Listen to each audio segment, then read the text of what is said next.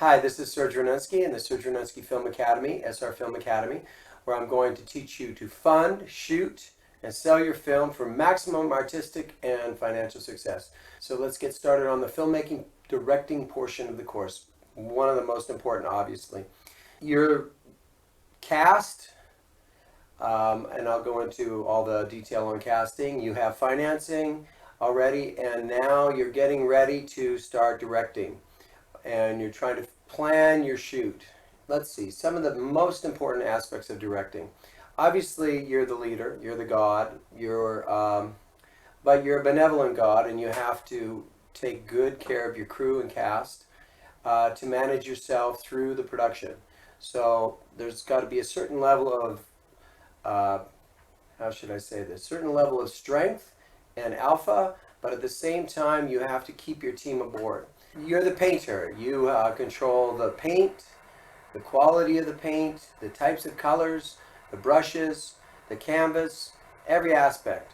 But now you have a whole team that is going to provide those things. And unfortunately, in film, or fortunately, every aspect of the film, elements of the film talk back to you. So you have to be a good manager of emotions and people, and that's critical. So you're making choices, thousands of choices a day. Some are going to be great decisions, some are going to be bad decisions later on.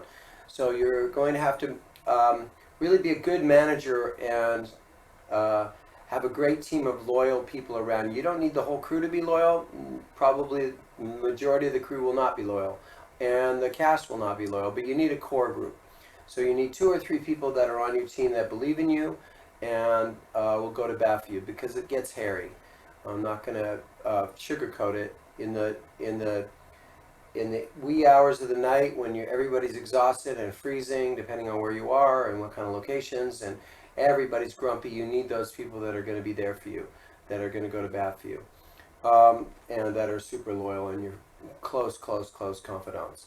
Let's talk about a couple of first aspects about directing. Obviously, I'll go into this in scheduling, but you're going to be planning a certain type of shooting over a certain period of time.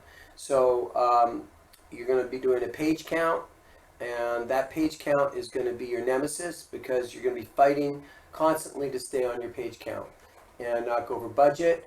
Your budget's going to be an issue. All aspects of this are going to be, it's a challenging, stressful time. You're under high stress most of the days, trying to make your day, trying to get enough coverage, and you have to try to keep a happy attitude. In my perspective, I try very hard to keep a set time schedule.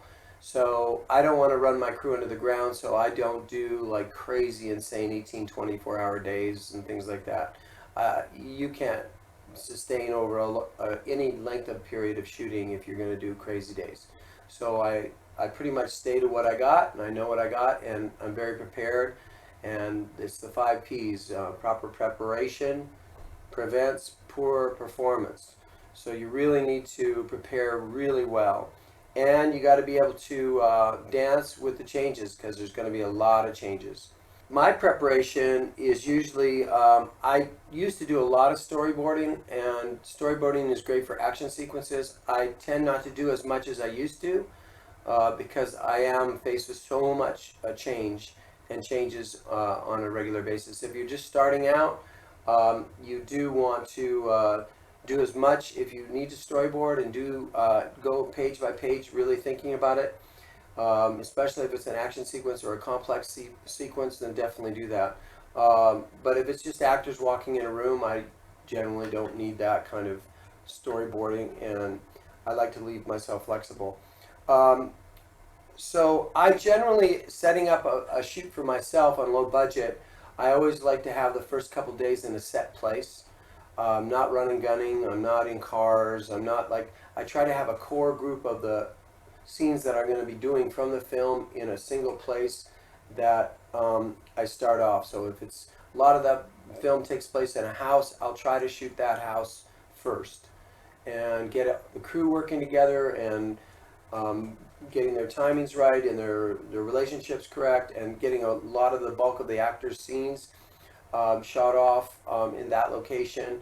Obviously, you know from filmmaking that you're doing things all out of order, generally based on two aspects. You're doing a schedule based on locations if you don't have name actors. And then if you have name actors, a lot of times the name actor has to be shot out in a very short period of time, in a day or two or a week. So then locations are second. You may repeat locations because locations are generally cheaper than a name actor. So your scheduling is usually name actors. If you don't have them, if you have a very short window with them, or they cost a lot per weekday or per week, you try to shoot them out quick. And then secondly, you'll be thinking about locations. Sometimes you can't have no choice, and you're just going to have to work with the location you got because you may only have it on a weekend or something like that, or a specific day on a Monday when the restaurant's closed or something like that. So those are the way you're scheduling is. I like again to come to a location first. That's a hard location that kind of bulk of the crew and cast are going to be there, and then I start running gunning or doing stuff later in the schedule. And also on the schedule, usually I'm starting on normal days, so I'm going to shoot days, and then if it goes into night shooting, I evolve into that over the length, and then by the end we would be doing all-nighters if it had a lot of night scenes.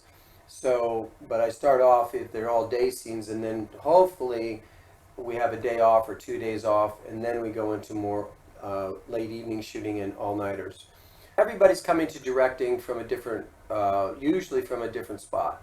So some people are coming to directing from having been actors or writers, or they're coming at directing from the editorial, or they're coming to directing from cinematography, or any of the other aspects of the production, or from producing, or from financing. Then there's a lot of famous directors who have come from acting, let's say, or comedy. Woody Allen came from stand-up comedy and writing to directing.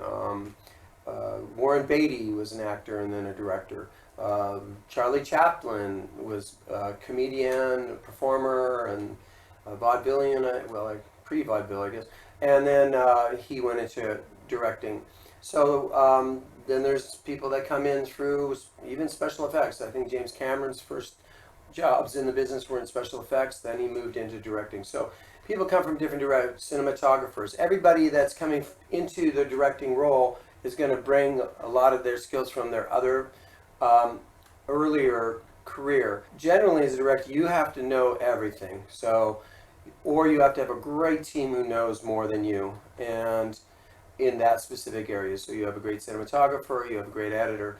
The best people to come into directing generally, not necessarily from a production coordinating or acting aspect, but are editors, because editing really nails down what you need to cover and what you need to do from a director's perspective, and also tends to let you focus more on your final product. So editors are pulling it all together a lot of times. So a lot of time, a good editor is a good director. So you're going to come to it in different directions. I came to directing from performing, and then I did a lot of editing, and I picked up skills as I went. So then I started picking up camera, and I picked up more editing, and then I picked up more writing skills. And I was also a writer, so I came to directing through writing too. So if you haven't directed anything, you have to direct something. So you start small and direct, even if you have to direct people at home or do a short, a 3-minute short, you have to direct. And you'll start seeing where your weaknesses are and what your knowledge base.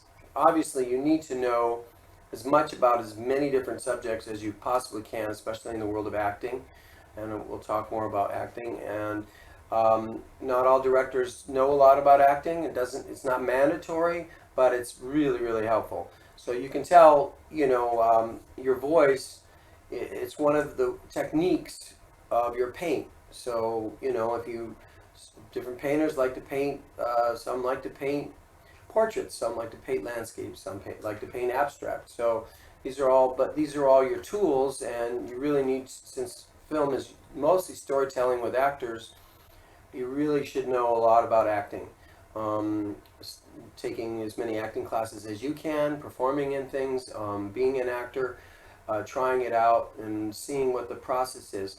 I tend to, as a director with actors, I do everything from hands off, completely, especially with a lot of celebrities, they tend to come with a real specific idea of what they want in the role. And so I'm not going to over bear myself onto the materials, because a lot of times their interpretation is really excellent. So all the way to giving line readings. So it's everything in between. I tend to, I come from Meisner, Adler, Stanislavski, and have studied a lot of that. So when I'm working with actors, I'm really trying to break any kind of self-awareness, and you have to get really focused as a director. There's going to be all kinds of hell going on all around, but none of that ends up on the film, and nobody cares about it. You're going to have all kinds of problems and all kinds of things that are out of the frame. Obviously, the technical aspects of camera are critical. Knowing camera and knowing how to get, knowing your way around a camera. I would strongly recommend you take a lot of camera courses if you're directing, and also do the workshops at the various rental houses and companies. If you're working with Sony or Panasonic or Red, Aries, or any kind of cameras you're working with, whether they're DSLRs or film cameras, any kind of whatever you're planning to shoot with, it's really important that you work on that and really learn the ins and outs of camera, because this is one of the major aspects. Also, if you're doing a lot of moving camera, it's really important to understand those systems as well. So it's very popular now to move the camera a lot, and in different scenes, and either they're Steadicam or handheld, or on various rigs, flying rigs, and booms and cranes. So you should really know your cameras and your camera movement quite well. The fastest way to shoot is on a set with pre-made sets that are pre-lit on a dolly with multiple cameras. So at the same time, and that's the fastest way to shoot. If you really want to crank out a lot of material, that's kind of you would be in the kind of the way they do soap operas or sitcoms, where you're shooting a lot very quickly. That's the fastest way to shoot. So if you have a lot of page day, that's going to be the easiest way to shoot, shooting off dolly or sticks and doing standard coverage.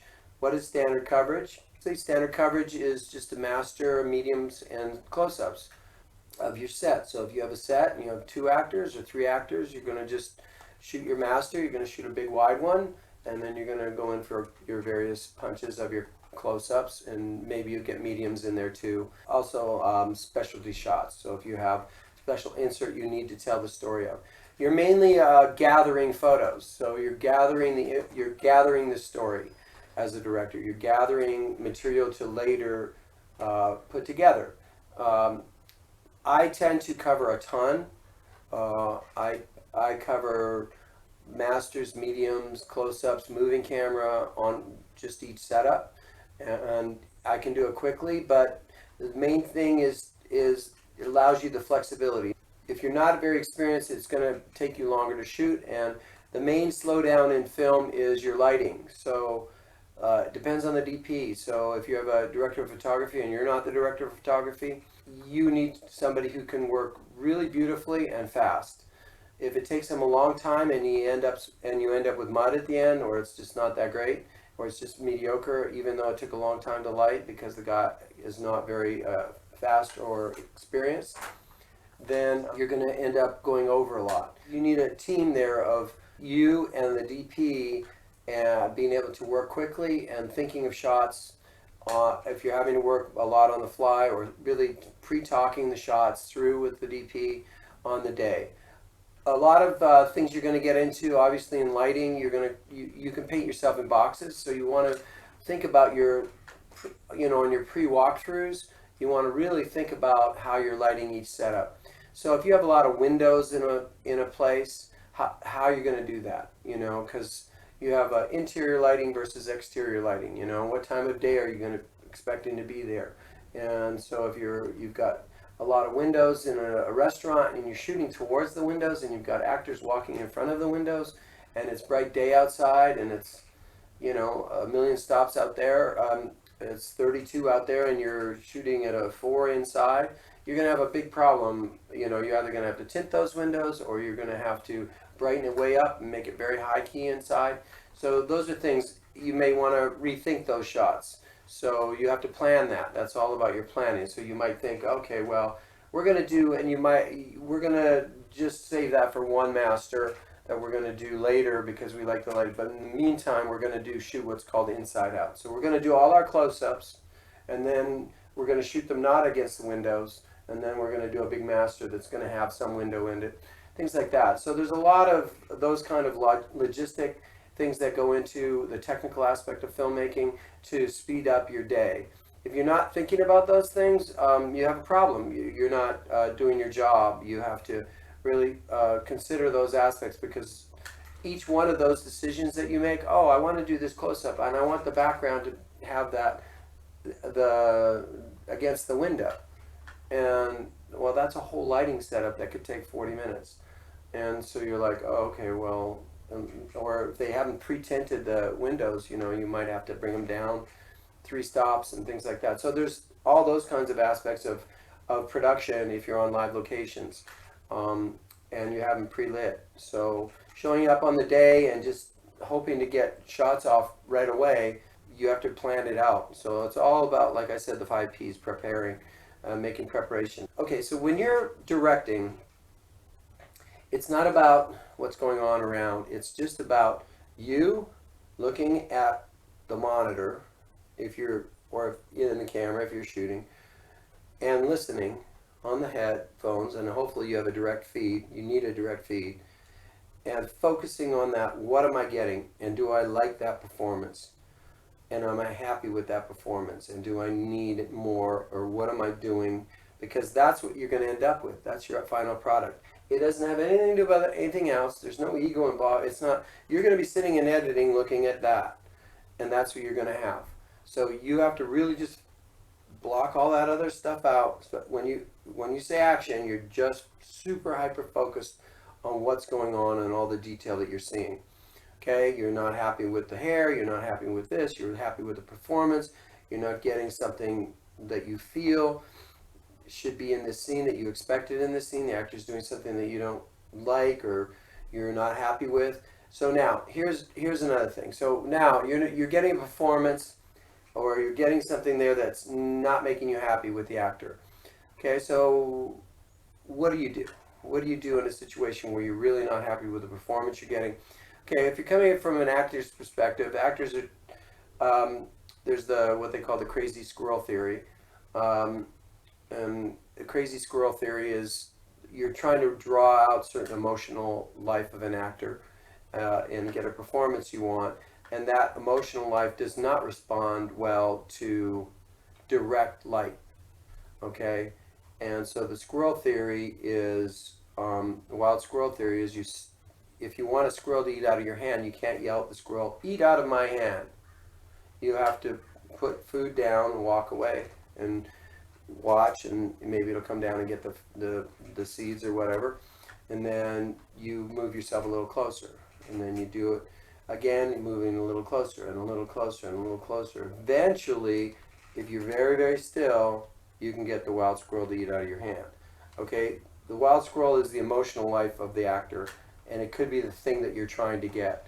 So now, as a director, if you're really direct, a lot of professional actors can work with that and have been trained to understand really direct, harsh criticism and can deal with it. Most people can't.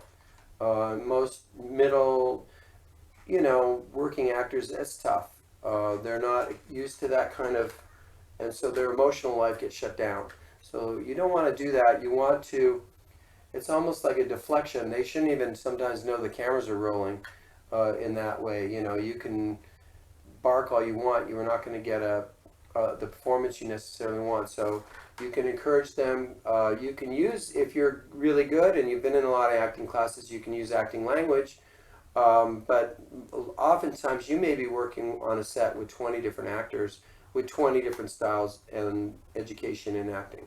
So what you're saying, as far as your keywords and if you're using a Meisner words or Adler words, or if you're using different words that they may not relate to at all or understand or have studied in that way.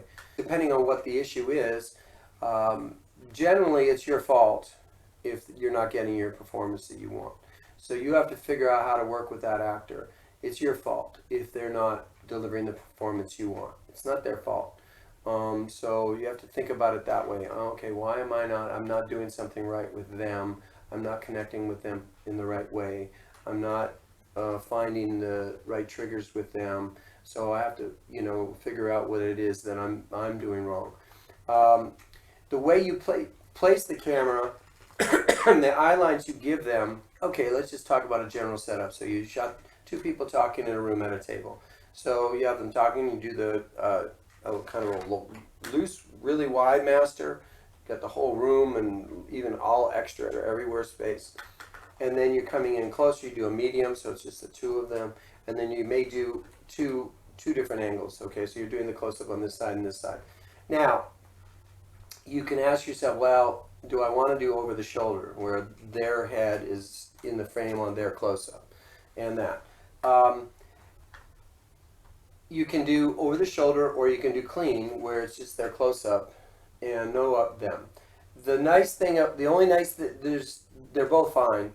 The nice advantage you get on a clean close-up is if you're trying to change the length of time of the scene and you're chopping the scene up a lot. If you want to shrink a scene a lot or expand a scene, the fact that you don't have them over the shoulder allows you that flexibility. So you can really truncate a scene a lot because you don't need, because you're going to see the other person in the frame moving a little bit when they're doing their dialogue and the response. So the match may not be good in editing. So if you're looking for maximum flexibility, you do clean or close up. If you're comfortable, you do both, but you can just do two over the shoulders are fine too. It's just really how you see the scene. Now, in addition to that, I may do a moving camera, moving dolly move in if there's some, or push in or something important, or various size close-ups depending. So there might be a loose close-up if the scene, and then as it intensifies, the close-up gets tighter. So you may do one take where it's loose and one take close, or just pop a zoom, and for the close section you're going to need close. So as I was saying, the eye lines, if you set certain eye lines up, you can make the acting look weaker. You have to be careful that it looks natural and the eye lines look natural. You can make it look a little odd, especially when you're working with green screens and things like that. Nothing worse than they're looking there and the creature's there, or they're looking here and you could tell they're not quite looking in the right direction. So you have to be really careful with your eye lines. But also in just general acting scenes, if the eye lines are odd, if you're sometimes, you get a photographic memory for the kind of the setup of the scene as how it looked in the other scene, but sometimes just roll back and look at it, a medium or a master, just to see if the eye lines are right.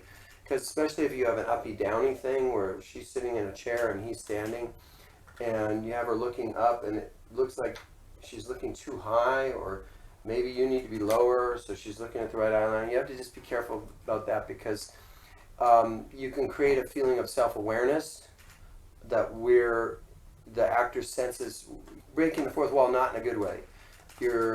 We sense they're not in character and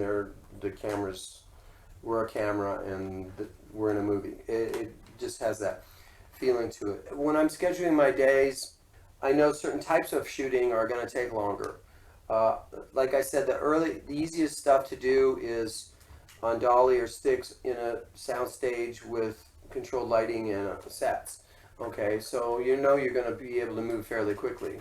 if everybody's working well and it's fairly pre-lit, that's going to be easy, and you're going to be able to shoot a lot of pages. If you have company move where you're going to try and be in one location in the morning and then be somewhere else in the afternoon, that's going to eat a lot of time. Try to avoid that if you can at all costs. Try to make your company moves. If you have to do a company move, try to do it on a day where you're all running gunning. It's all like cars and stuff like that, where you're in cars, but you always usually have a base location. But planning your days are really critical as far as getting through your shoot, because you're going to be under a lot of pressure to complete on time, and you set that up. So an average independent film, feature film, could be the least amount of pages you're going to do is 4 or 5 pages. The most you may have to do 12 or 15 pages. It's a lot, but it's doable. You're usually on a schedule anywhere from 8 to 10 days is a really fast shoot to 3 weeks, 24 days. That's a luxurious shoot, usually an independent. And if you have a large budget, you may be in 30 to 45 days on independent. Studios, that's a whole nother thing. They may shoot a page a day, half a page, if there's a lot of effects. So, or even just generally. So, as far as the amount of coverage, we have a lot of flexibility now that we have digital. You can shoot and shoot and shoot, and not have any of the costs of film and processing and things like that. But that doesn't mean you're getting through your day any quicker. So I generally, for me, what I generally shoot, I'm always shooting 2 cameras just because I like to. I don't know, it's faster, and I get more coverage. So I usually set up 2 on 45-degree angles, and I'm shooting 2 masters, then I'm coming in on 2 mediums, and I'm usually doing takes, probably about 4 masters, and then maybe another 4 mediums, and then on close-ups, it's really that's where your meat is. So you really need to know where you're gonna getting the performance you want. So it depends on the actors. Some actors I may do 3 or 4 takes on a close-up. Some actors, especially if there's technical issues, because I don't always see everything. You're really trying to pay attention and really focus, and sometimes you get tired, but you're really trying to focus if you're getting everything. But if they're doing something weird or not unmatching, or if there's some odd thing that happens technically on the one take and you only did 1 or 2 takes of it, you could be kind of boxed in. So I usually do 3, 4. Some actors don't warm up. They need 3 close-ups to even warm up. So I may shoot 5 or 6 or even 10 close-ups of just that one setup if I have the time. 10's a lot, but 7, 8 close-ups. If I'm shooting 2 cameras, that's a bit tough on the close-ups. I may do 2 like this, but you're not really watching both close-ups. So usually I'll do if I'm doing 2 close-ups like that, maybe I'll do an over shoulder and 1 clean, so I have both, and then with the 2 cameras, and I can speed things up. So that's about the number of takes that I'm doing in a day. So you end up with a lot of material, and you're basically, and in post, you're usually using your last take of everything just to start. You can scan it all. It's not like the others. You have to print it, and you couldn't look at it. Your other takes unless you had a problem. But now you can look at everything, and obviously the sound from the close-ups is going to be the best. So I usually use the sound from the close-ups, because you want your mic right there, right on the edge of frame. I use that for the masters, if I use any pieces of masters. So in my coverage, generally, I'm going to have master, mediums, and maybe those are just kind of more or less figuring out where we are. And then going in and using, I use 30% masters, mediums, and 70% close-ups, and that's kind of normal. Now, if there's a lot of movement in a scene, then you're going to choreograph the movement with camera. If there's somebody walking into a scene, you want to follow them. If you're following them down a hall, and there's a lot of choreography and staging with extras and things like that, those may take quite a few takes, because the choreography there could be a lot of errors. When you're doing those kind of setups, you're going to be moving slower because they take longer. So there's also a lot of technical things. The more you move the camera, the more technical issues you're going to get into as far as lighting. moving camera versus static camera and scheduling and other technical issues. So if you have a lot of moving camera, you're going to get into a lot more lighting and choreography issues. So there's a lot of layers to that. So could everything from camera focus. If you're moving a lot, you got to really think about your focus and your focus points. If it's on Steadicam, and if you're, let's say, walking down a hall or walking backwards down a hall with an actor, those take rehearsals, take extra rehearsals. If there's a lot of extras in the scene, they're crossing lens or crossing in the background, that takes time to choreograph with the scene, with the movement of the camera and the actors. Also, you may have lighting spikes, so you may see lights, and then you have to avoid, oh my God, when we come around the corner, we're going to see our light we need for that, so we're going to have to do this and that. So it just takes more time. So those are considerations in your schedule. If you're thinking about doing a lot of moving camera, you kind of got to coordinate that into your schedule, because you're going to have a page count and an hour count during the day. So you're going to have, let's say I'm doing 8 pages today, and I know before lunch I have to have shot so many of the pages, and after lunch I'm supposed to have shot this many, so I'm shooting a page an hour or a half a page an hour or whatever your schedule is. So those are things that you have to figure out when you're doing moving camera versus static, or just a dolly move, a small dolly move. But if it's complex dolly scenario or Steadicam scenario, you have to kind of work that into your schedule. You're telling a story. That's the main job of the director, is to tell the story. So your creativity with your lighting and your creativity with your shot choices are critical in telling the story. And so it's performance, your choice of coverage and movement and lighting are all part of the millions of choices you make, but they're really critical in the story. So everything from the script to the final product is your baby. So all those choices and decisions you made along the way are critical. You gain more experience and more knowledge of what to do quickly by doing it a lot. So if you're shooting a lot and you're going to know, oh, that's going to box me in. That white wall is going to box me in, or those windows are going to box me in, or I've got to work out how that's going to work. I've done a lot of action. So action it takes a lot longer. I try to, if I have a big action sequence, I try to put them more at the end of the production. You can't always, because you're in a location dependent situation, but if you have big action segments, I try to do them at the end of the schedule and shoot them inside out. Shooting them inside out meaning if I'm using stunt people, and let's say it's a car chase sequence, I'm just going to do all my inserts with the actors, either processed or, and I'll explain this, doing all those inserts that I need with the actors, and then later coming back with a more stunt type of scenario, second unit type thing, and then really shooting the action without the pressure of having to do actor scenes and stunts. That puts a lot of extra pressure on you when you have to do a lot of stunts and at the same time you have a lot of scenes to do, and they don't always go together. So sometimes you want to have a stunt day where you're going to do 20 stunts, and then that's just a stunt day shooting stunts. I've done, let's say again, if you have, let's say, a car sequence with pyro in it, not let's say like CGI pyro, real pyro.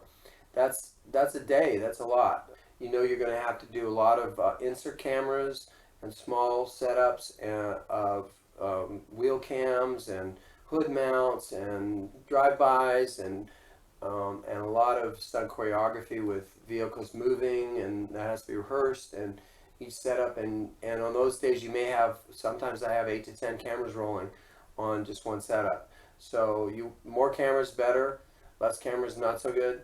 In stunts and action, definitely try to have a lot of fun little insert cameras. Generally an action sequence like that, if you're shooting the process on the actors, and then you could try to do it slow, super slow, and then if you can't speed it up and it looks okay, do it that way, so they're only going 5 miles an hour, but you know, you're seeing the backgrounds going and you're speeding it up later, it has more attention. You have them kind of acting almost in slow motion.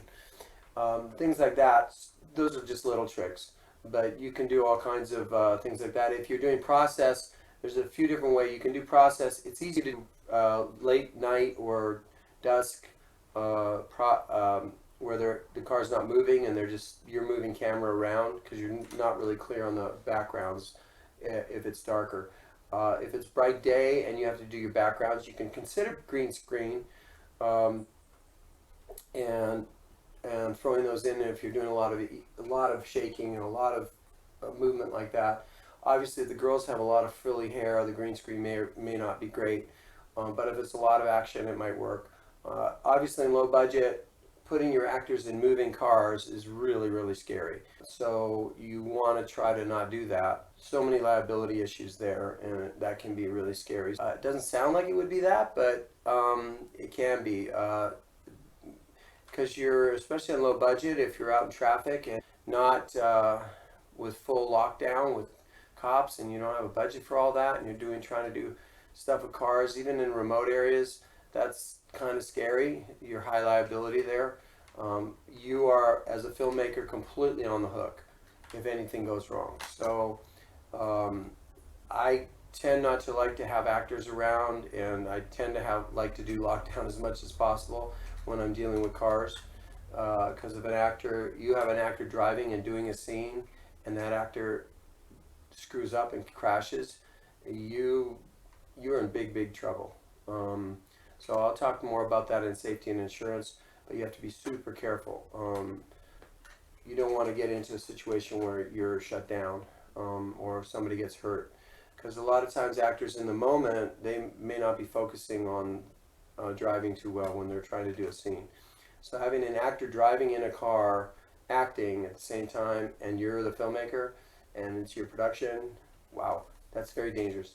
So try to shoot them in process, and what I'm saying is there's a few different ways of doing that. One is you can have a dolly track in front of the car and be moving this way and fairly tight on them like that, especially at night. You can just have them spinning. You can spin lights around the car and have somebody in the background with a light going like that. You can't tell if it's, especially at night. During the day, those are a little more challenging. I've done it with green screen. I've done it with, and then later, just on in a car and shot outside the window and put that into the green screen. It's more work because you have to then you've got to work with the green screen and make sure it's working well. And also, sometimes you can really tell. So I don't prefer that, but you can get around that. I've seen it where people have rolling sets that are way out of focus. You put a large flat, and you put it on wheels, on rollers, and you roll it past camera every take they're doing fairly fast, depending on the speed of the car. It's very blurry, and you make the image blurry, so whatever's painted on the flat. I've seen that done, and that can work too, so you can't really tell, especially if it's kind of blown out and it's day and it's supposed to look like bright there, or if it's even a street and it's blown out. But so just be careful in cars, that's all I'm saying is, and try to do it in process if you can, like that's called process. When actually towing a car and lockdown with a cop in the back, cop in the front, that's the ideal way to do moving car with actors, but obviously very expensive. Getting the best quality performance out of actors, and this has gone on for a long time, this discussion.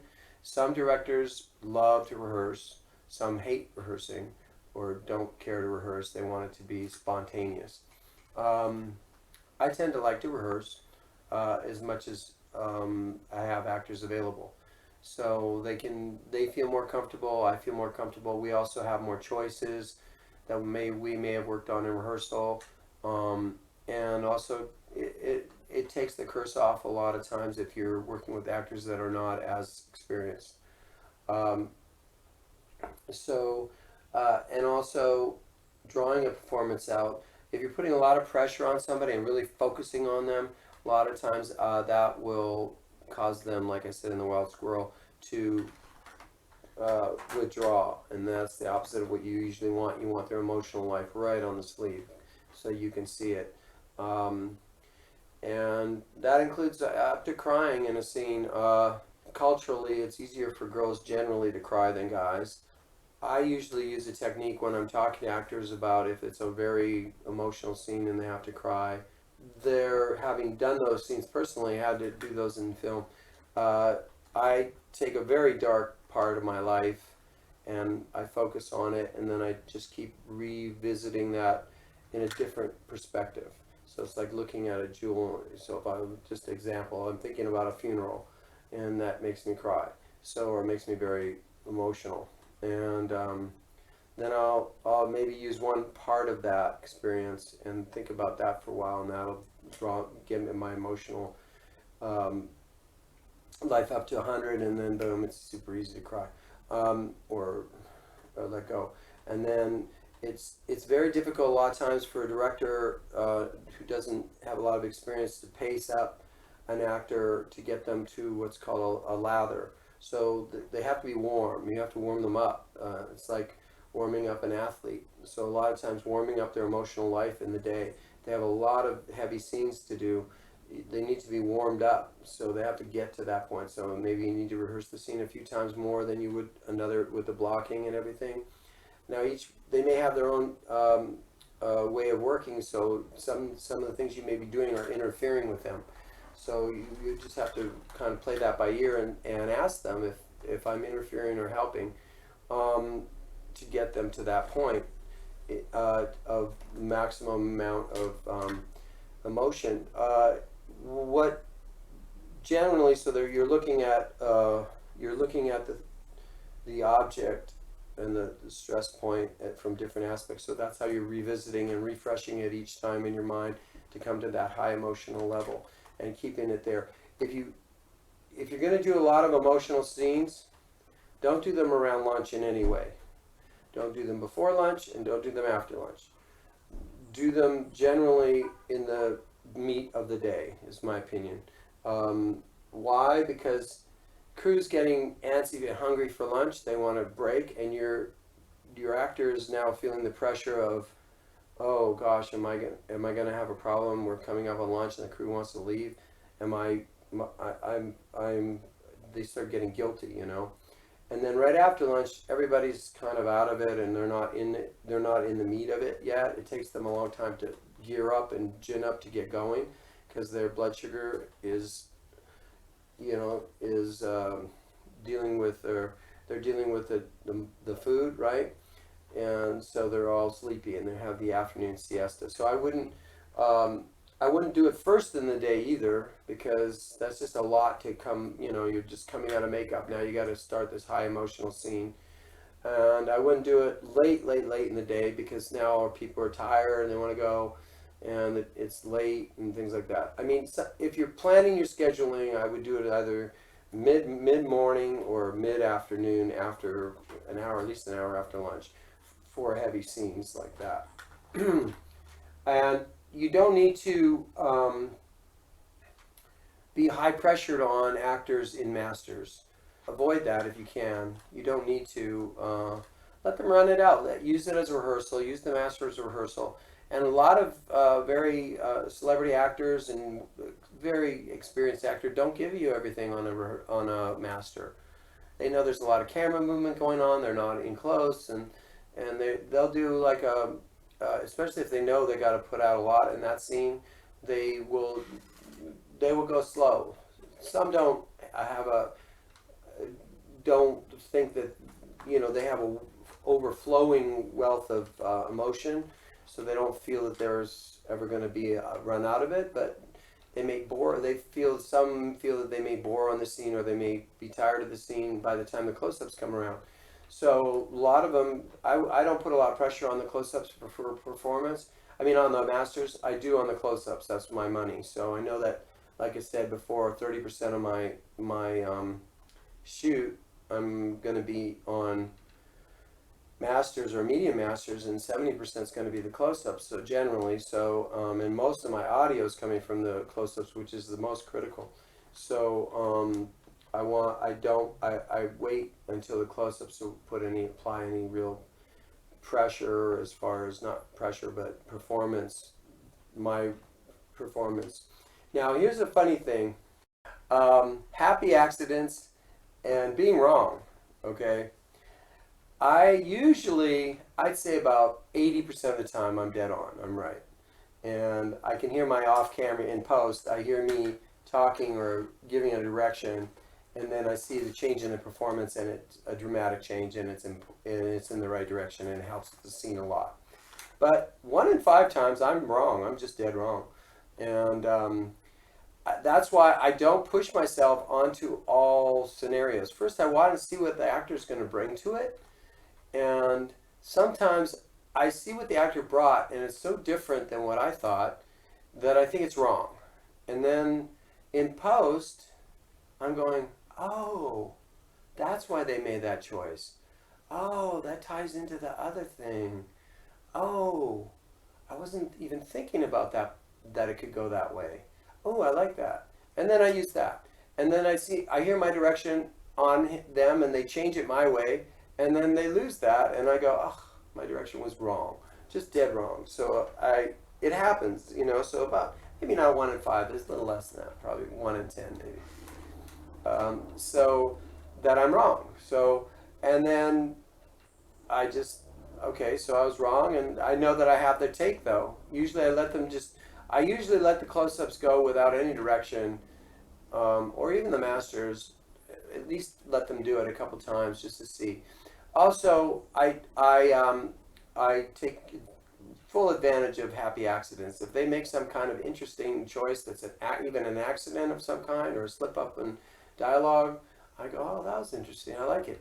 So more the merrier with that kind of thing. I definitely want to utilize any kind of even creative accidents. The wardrobe brought in a crazy suit that I thought was never going to work, and then I walked. Oh my God, that's great. Or a wardrobe thing, or it could be anything. So I'm just saying, keep your eyes open for it, and take advantage of it if it's there. People directing on directing, people directing you directing while you're on the set. This is a nightmare. Okay. It's one thing, you're a painter, right? So you've got all your paints, and you got your canvas, and you got your brushes, and you got your colors, and when a lot of times all of those aspects, and even in the staples in the canvas and the wood, can want to be the director and will give input and really push their way on you. And if you're not very seasoned, or if you're not very confident, self-confident, and you're very insecure as a person, even your sensitivity may be your greatest asset towards the type of film you're making, but you can get bullied around. So that's a tricky thing, and that's where one of the most difficult aspects of directing, as far as leading from the front, but at the same time listening to your team. And that's you've hired them, you're listening to them, you want to be respectful, but at the same time you're trying to manipulate. It's a manipulation. That's all I can say. It's a benevolent manipulation of trying to get people to cajole them, herd the cats towards your viewpoint.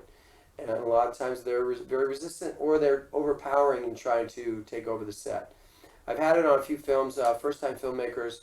I was a producer, and I shut it down so that the director had his voice again, but a few of the actors were trying to take over. I've seen it many times where they kind of, well, let's do this scene. They don't. Actors may want to direct their scenes, but then when they start jumping into the whole production, most of the time they realize how much commitment and time and hours it is, and they start to. That's why a lot of actors don't tend to like to direct, because it's so tedious and so much pressure, and it's really making salami. It's really ugly, a lot of it. It's really tiresome and very. It's not glamorous. There's a lot of the process is not glamorous at all. You're just an extension of the camera sometimes, and there's not a lot of, it's not very fancy. And then at the end, criticism to the director is really high. It's a difficult scenario for young filmmakers, especially other departments can try and run the show and be very critical. It's not an easy, quick fix answer. Sometimes the DP might want to try and push the director out, or an actor's trying to push the director out, or could be anybody on the set, frankly. And one of the producers can be trying to push the director out. If the director's insecure at all, sometimes those aspects can be the best thing that the film needs, and the storytelling needs somebody who's that sensitive. But that sensitivity can also breed contempt, and people can start pushing, muscling around the director. It's especially if the director's not delivering on the day schedule, which can be very challenging for any person. The schedules can be really tough, or if you're not quick on your feet and you haven't prepared quite right, or you're coming into some situation late and you're under the gun. So you have to stand your ground. There are DGA rules. If it's a DGA related film or a DGA film, there's a lot of grace to the director. If it's a non-union, non-DGA, generally bullying the director around, and if the director's tied directly with the writing and the casting, is a really bad idea. The voice is going to get muddled, it's going to get messed up, and the film will be hurt by it. So the politics of that can be very tricky, because I've been in a lot of situations where I've been bullied around in production, in pre-production, in post. So you have to be strong and hold your ground. And you try not to do it arrogantly and with some grace, but sometimes you have to, you have no choice. You're going to get, you don't have a lot of times, if you're an A-list director, they're not going to bully you around like that, but even they get bullied around. There's so many stories of actors in conflict with the vision of the director, even though the director was an A-list director or done Academy Award winning pictures. It still happens. So that politics is an ongoing battle that'll go on forever. Try to stand your ground. This is another area that I'll talk about as far as this happens. Standing your ground in production and post-production, especially post-production, is another tricky area of holding your ground. It starts from the early contracting on the cut. If you're getting no final say on cut, it depends. That really depends on your experience and your legal experience in film. Hopefully you get, like I try to get, final cut. Most money, if the money's directly tied to a distributor, unlikely that would ever happen. Second best is getting mutual final agreed cut. And then the worst is no final cut or say at all. And that you can have some say, but they're not gonna they're gonna cut it their way, and you're gonna be stuck. There's stories of directors taking only one take of things, so that they had no choice but to use basically his cut. But it's again a massage in the end. Generally, if they're smart, a distributor will, and the finance people will look at the director's cut and try to stay as true to that as possible, except for, maybe time or some pacing issues. They really should have, if they're having issues with the cut or the film itself, they really should have looked closer at the script from the get-go and not approved the script if the final cut they're really unhappy with. You're baking a cake, so even if the ingredients are all correct and you cooked it at the right time, it still may not taste right. So there may be other issues going on. So in the performances, in the way it was shot, in the lighting, in the sound, there can be a lot of things that are causing problems. You willed this project to be. It's your vision, so you have to try to stay true to that vision. I don't know, one of the famous directors, Spielberg maybe said, or Hitchcock, I only get 40% of what I want, what I originally thought I was going to get. And these are on 8 pictures where they have complete control. Now on an independent low-budget film, you're lucky to get that.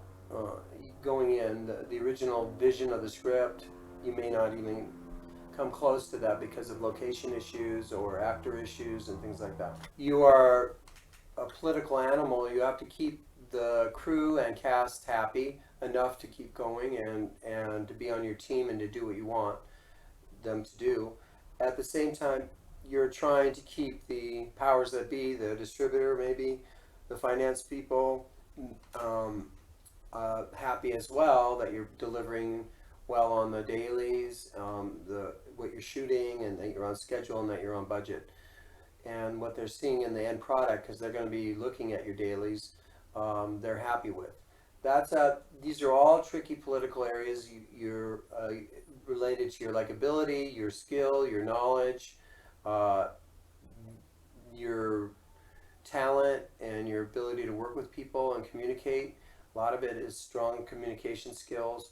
Also, your temperament.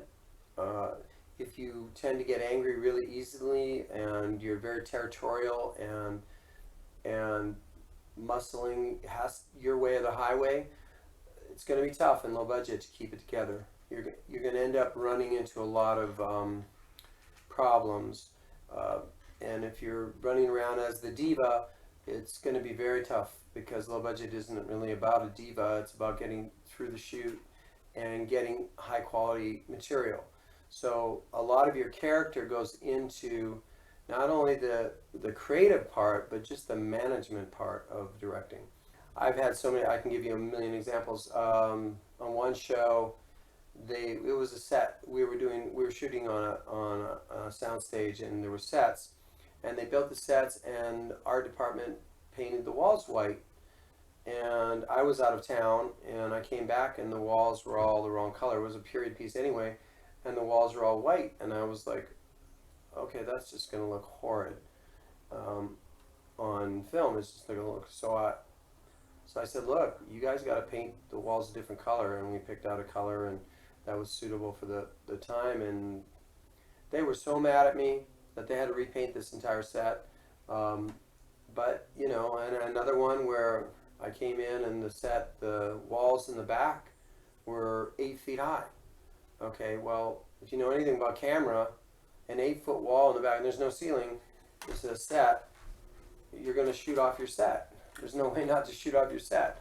So I said, where did we come up with the 8-foot high walls? We need 12 or more high walls in the back, so I'm not shooting off everything if I try to do a master.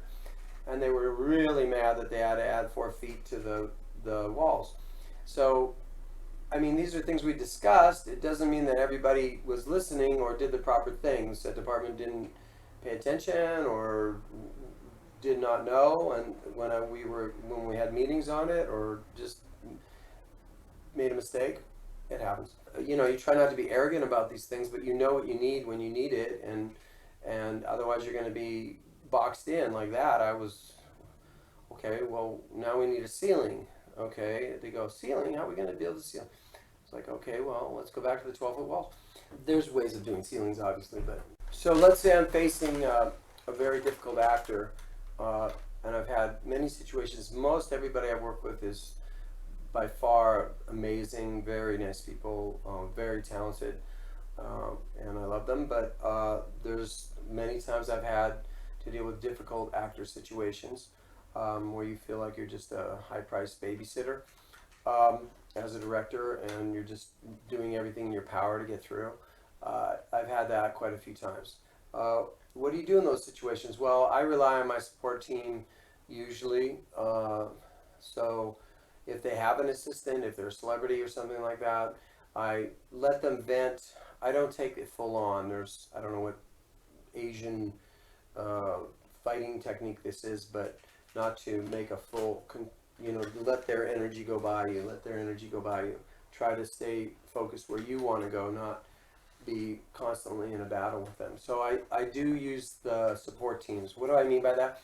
So the second ADs, the first ADs, more wardrobe, makeup, their assistant, their makeup person. I let my support team and theirs, let them vent through all their issues out there and try not to, I don't want to get in a head-on collision with that person, if those people exist. I'm going to try to do everything I can to get to the end result, which is getting a great performance out of them on film. That's all I care about. Or I don't really care about all the politics. I don't care. I just want them in the most fabulous character that they are, that we've written or that's been written, that's in the script, portraying that, and me getting it in the can and in the show, and all the rest I don't care about. So that's my main focus. So I just let the other stuff. They said I was a jerk. They told me I was an idiot. I don't know what I'm doing. I'll tell you a funny story. So I'm on the set of Hook, because my brother worked on Hook as a camera, the flying camera, and I'm standing by the it was out on Sony Studios. I'm standing out on the street there in front of one of the main sound stages, and there's two grips there standing there, and these guys probably on that day were making over $1,000 a day, because it was a long day. One says the other one, he goes, "This Spielberg's an idiot. He never knows what the hell he wants. He never does what he's supposed to do. He doesn't. I could direct this circles around this guy." And it's just funny to me, there's two grips bitching, on the side of Spielberg's movie, So it was just, it's funny. That happens on every film. There's always people on the outer circles that are bitching about the schedule, about this, they always have their gripes.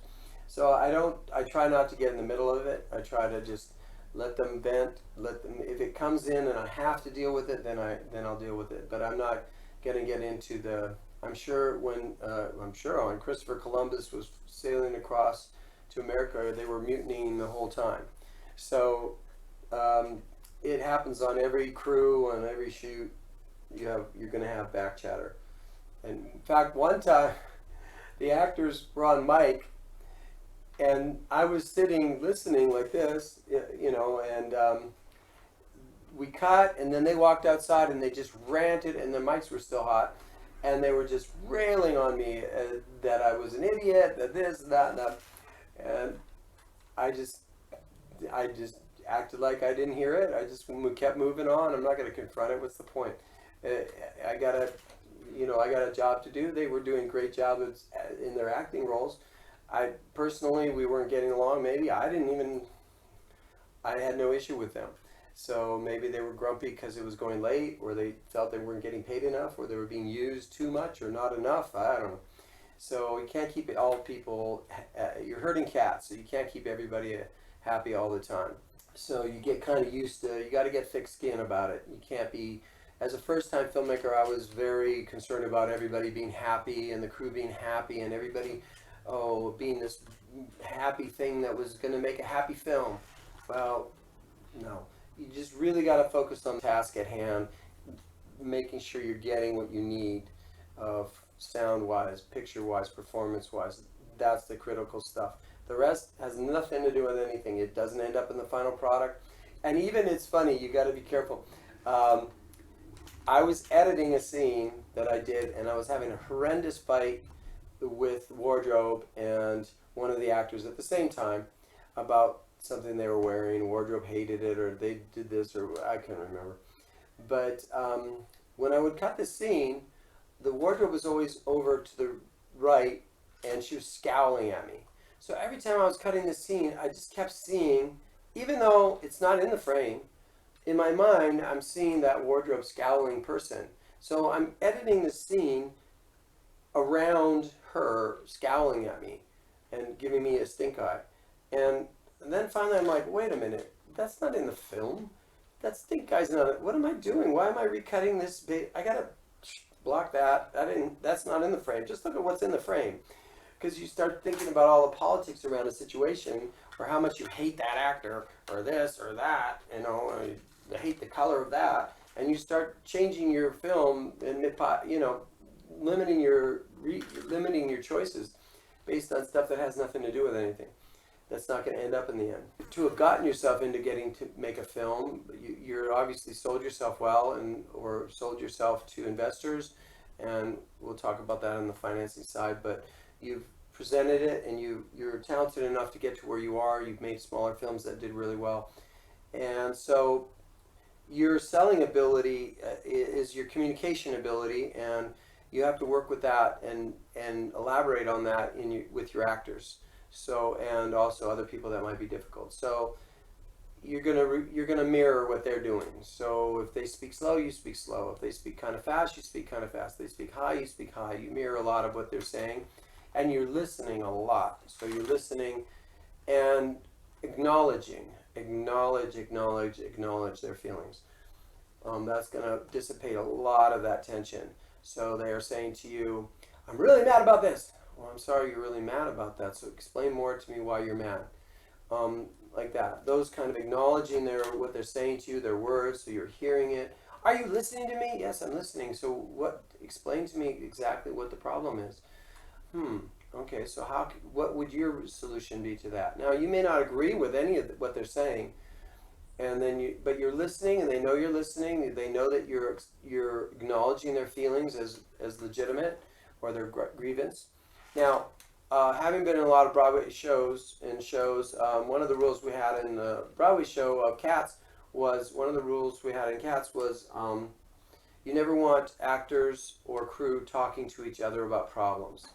If they're having personal problems with each other, or even some grip stepped on another person's toe, who knows?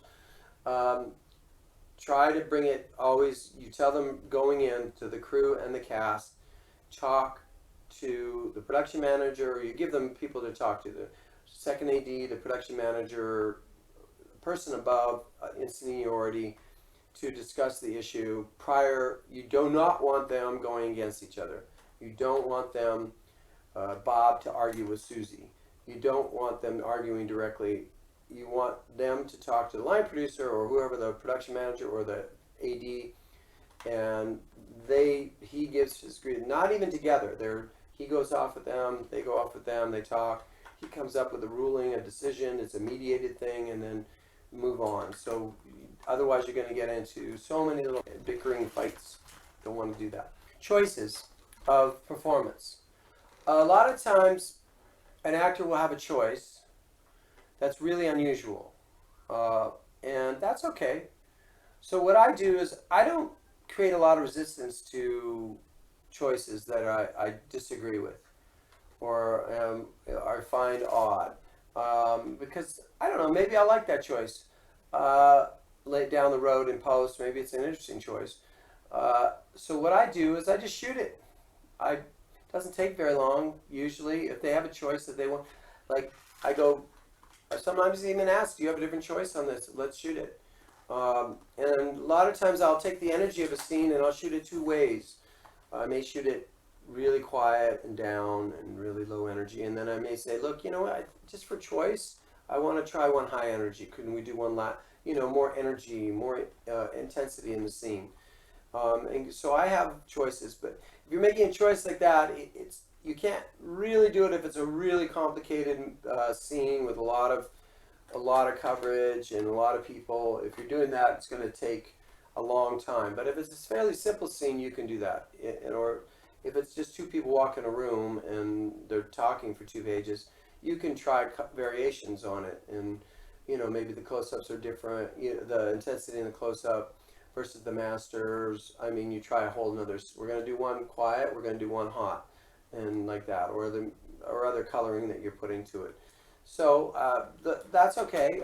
And if they have a unique choice that they're bringing to it, and that wasn't necessarily something you rehearsed, it was just an idea that sparked in their head, I go with it. As far as changing dialogue, I'm not one who's big on changing dialogue. If the dialogue in the script was not that strong, maybe, or if you have if it's an improvisational thing where you have a Robin Williams type, well, yeah, definitely. You would experiment and use as much as there's there. But a lot of times the script is very concise, and the beats and details and data that you're getting from the script it's totally informative, and it also reflects that scenes before and after and other places in the script. So if there's a lot of dialogue changing by the actors, it can be really problematic. Also, as I said before, usually a strong writer sitting in a room for an hour will write a scene that 2 actors improvising for 2 days wouldn't necessarily get to. conversational, and they just may not get to it. They may not find the focus. It's like I said it before, it was like poetry. You get to that, you can concisely say something in 5-7 words that somebody else talking about their emotions or feelings and won't get to that tight little 7-word statement that people go, oh my God, that was so beautiful. So actors ad-libbing and changing up on you a lot, and it's also problematic from a production standpoint because changes like that can be really problematic as far as continuity and things like that. Let's talk a little bit about continuity. If you're shooting low budget and you're shooting quickly, continuity is not as big an issue. Continuity usually comes into play when you're shooting over a really long schedule or a fairly long schedule, or you're returning back to locations days later. I've had a lot of wardrobe continuity problems in the past, and that's one of the biggest triggers. You know, somebody's walking around a corner in a red dress and then they come around the corner, they're in a blue dress kind of thing. So that's a pain, not fun, because of gross error by the script supervisor. A good script supervisor is critical, but don't let them also override you on getting your day shot. So you can have an overzealous script supervisor and you can have an underachiever. So you need kind of a happy medium. When they sat down and they had the teacup and where they put it on the table and all those things, they can discuss with the actors and try and get it as close as possible. A lot of that isn't going to even matter in the end because you may not even use that, or it might be in close-up, you don't see it, and it's not an issue to cut around. But, you know, obviously let them do their job as much as possible. If you don't have a script supervisor, you have a lot of extra pressure on you as a director because you have to have a lot of extra notes, and wardrobe, it puts a lot of pressure on wardrobe, makeup, and you to make sure you're doing a good job. I've done many shows where we were like such a small, like 6 of us were shooting the film, and I had no scriptee. And we did okay, we did good. It wasn't too complicated, so we set up our days and we had it all written out. Wardrobe had their continuity schedule and makeup and everything, and I had mine, and we got through it. And nowadays with digital, you take pictures, it's easy to pull it back up. And but continuity-wise, performance-wise is also an issue. I've had scenes where they're really not even close between the master and the close-ups. Or, even worse, I had one where the actor was a name actor who decided not to really do a full-out job on the master, not a full-out, didn't do it full-out on the master, or the other actor's close-up. And then when it came to his close-up, he did a completely different energy and performance.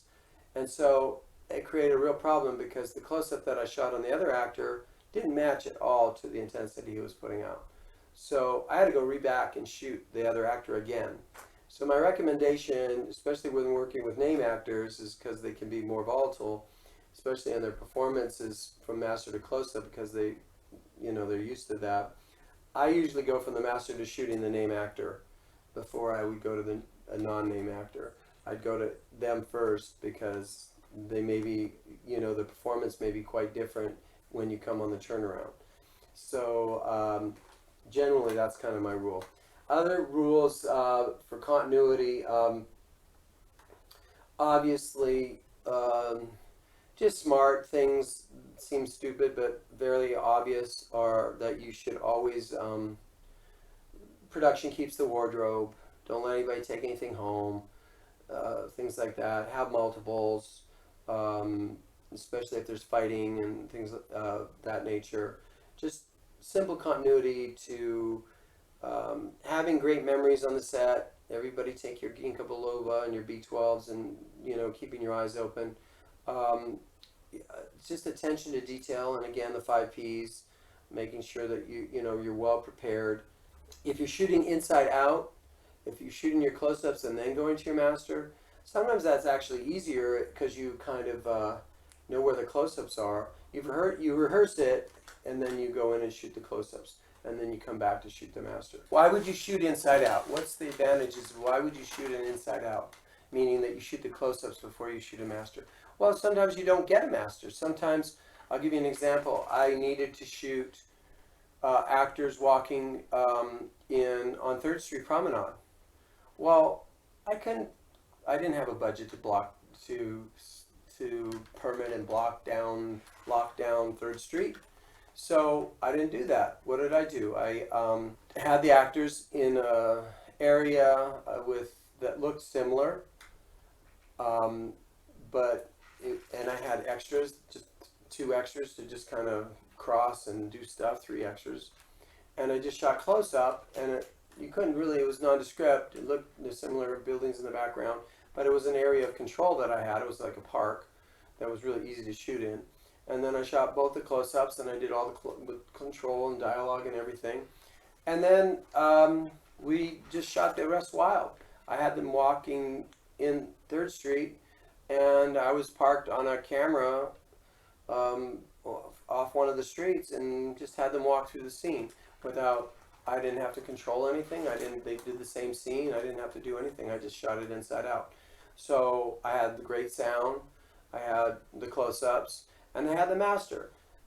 It was really easy to match up the master. I didn't even do wireless mics. I could have done wireless, but I didn't even need to because it was a fairly short scene, and I didn't have ton of dialogue. But it's fairly easy in post to just go, oh, that's the beginning of the scene. Oh, that she says that, and you're not going to use a lot of the master anyway. I was using maybe, like I said, it was a 1-page scene. I probably used 2 shots of the master, and the rest was all the close-ups. So shooting inside out in continuity like that is a smart thing, especially if you're doing semi-guerrilla or. But a lot of times you're shooting inside out just because of control. I had another situation very similar. I had an FBI party. I couldn't control because we were shooting at a real party. This was at the Field Museum in Chicago. It was an accounting party for Christmas, and they were all in tuxedos. And so they let us shoot there, but we couldn't lock it down, and I had no control. There was 3,000 people on the floor.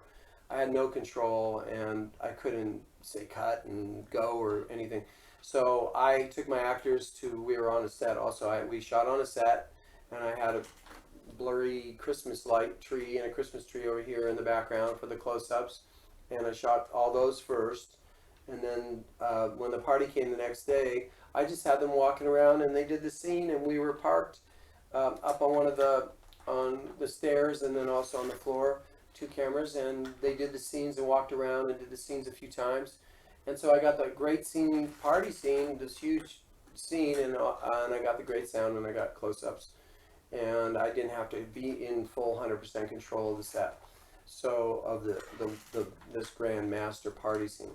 So that's a common way of shooting inside out and getting control, not having to have like a lot of control. You just got to be smart with this stuff. There's ways of getting a lot of great production value and looks for nothing, and that's the scenario. We didn't pay for the party.